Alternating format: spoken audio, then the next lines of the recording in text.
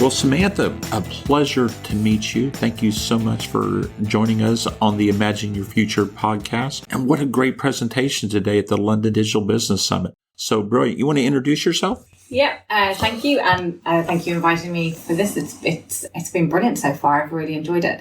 My reason to exist is all about digital experience. So I work at UCL where I look after digital experience. So that's about making it the best possible experience for staff and for students, no matter what they're doing, whether it's education, it's booking their holiday, it's having an online row with their fellow students in an online forum. That's what I'm interested in.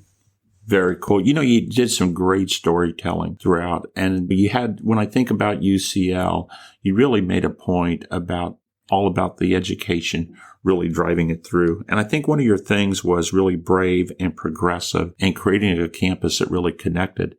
But then you started really saying, hey, to create that environment, the internal employees have to feel just as connected. So if their digital experience isn't the same as the students, it impacts everything. So tell me a little bit about that journey and how you started thinking through that. There was a sense that it's the students that pay our bills. It's the students that pay our wages. It's the students who that revenue is what contributes to our spectacular research impact.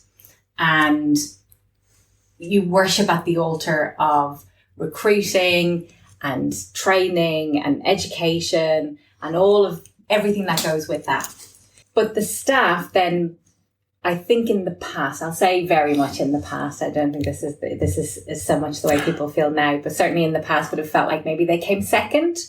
And by the staff, I mean specifically the professional services staff. And I think that's not common to UCL. I think you get that in a lot of organizations that are customer focused, that are end user focused, that the people who make it happen tend to be at the end of the queue. Well, I think it's the classic cobbler kid's shoes, right? Yeah, exactly. All of us on that end, we don't think that we need those things, but it's so important to the overall experience. Yeah, absolutely. Yeah. And when you work in IT or you work in comms and marketing or any of those kind of customer service areas, you're seen as an expense as well because you're not directly revenue generating. And so we had that scenario a little bit. But what's happened over the last few years is that people are understanding that no, you treat everybody the best that you possibly can, and they become the best champions for you. They become the most productive workers. The feel-good factor, the mood, the goodwill, the mental health, all of those things chart significantly better in an environment like that. And maybe it was the pandemic that taught UCL that, but it's so people focused.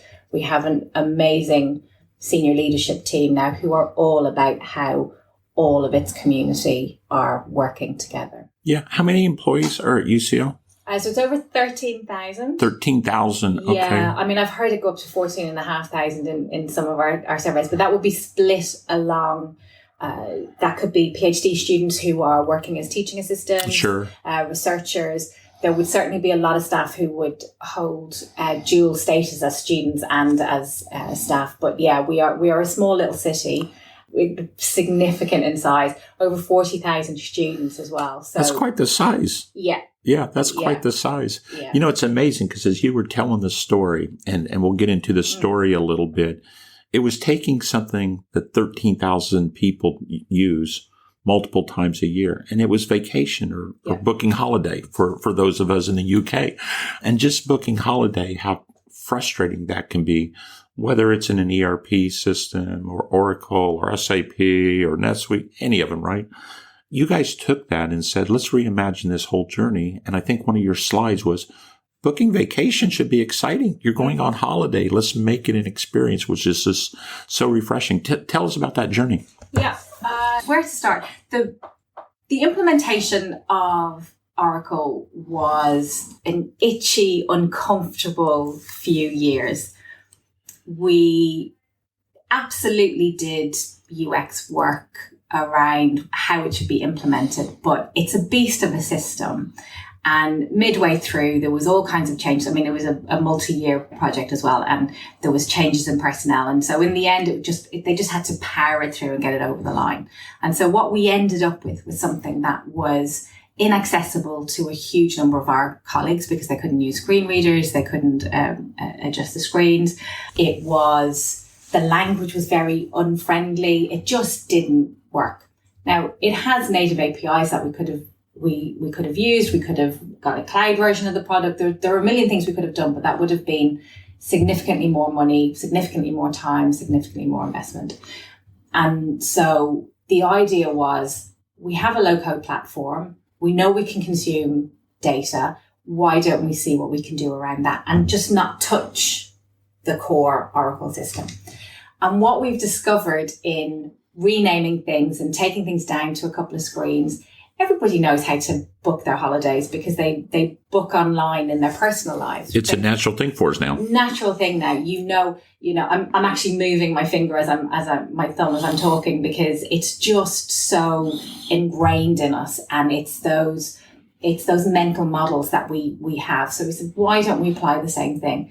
And we've ended up in a place where our experience layer, our low-code platform, is publishing time off, desk booking, pay profile surveys, lots of things like that. But if I mention leave specifically, in a quiet month where there might be a couple of thousand bookings, in the old system, that was taking so many minutes, it was costing hundreds of productivity hours. So in the new system, less than 30 seconds per booking, we're saving 200 or 300 productivity hours just on people booking their time off. And they're enjoying it. Right. And it's the second part that's more important. I mean, you're not, it's nice to get some savings on that side from people's times, but it's the experience. So let's make it important. Yeah. I love the story as well that you really engage the business, and not only engage, but empower the business with a low code platform. That must have been tough for the team to say, you know what? Let's get the business engaged to do this. And with an API-centric services model, you can start doing that. So what sort of led to that decision process, and how did the business feel about that? That's been a bit of a long journey. Our low-code platform, we've given it a name, Digital Services Enablement, to try and help sell that across the business. We've built several apps on it. The thing that really helped drive take up, and I wouldn't want to wish this on every process, was the pandemic, because we had been using it to deliver a few apps with niche needs for small numbers of people, because it would be easy to get done, because then you can have those very close niche conversations with the business. You don't have to involve 500 people in every decision, every conversation. But suddenly there was a pandemic, and we needed to do something very quickly to meet our regulatory requirements around reporting if we had any positive COVID results. Absolutely. And so we built a Connect Protect, our app, which allowed staff and students to say where they were when they got their positive test, who they'd come in contact with. And it was brilliant. And it had to be there within weeks, not months, within a couple of terms. It had to be there. And then it had to be upgraded and reconfigured with each change in lockdown rules and in COVID precautions and everything like that. And so that's what really convinced the business, because it had to be done. You had to power on. You had to power on through it. And I think, like I said, I wouldn't want that to be the thing that drives take up many more times over the rest of my career, but it definitely helped. It did get a sense of urgency for so much. Yeah. So you ended your presentation with some lessons learned. Mm-hmm. And I really love the slide, because you went through sort of, 5 things: share the load, communications matter, there's maturity differences between organizations, reuse code where you can, reuse everything, and continuously educate. The 2 that really struck me, though, were share the load and communications matter. And it kind of goes to how we think about agile enterprises, our different level of understanding. Talk a little bit about sharing the load and the importance of communication in the project. We started off by helping the subject experts, the stakeholders in the business, understand how we worked when we talked about working agile. and helping them understand what it is that a product owner needs to do, what they have to have a mandate to do. It required, I think I enjoyed being product owner for this particular app because I had to hold my ground and I had to be the one to say to people significantly more senior than me, I appreciate that's your view. I appreciate that's your opinion. I appreciate that's your experience. However, the evidence, the data, the user, this is where the line is.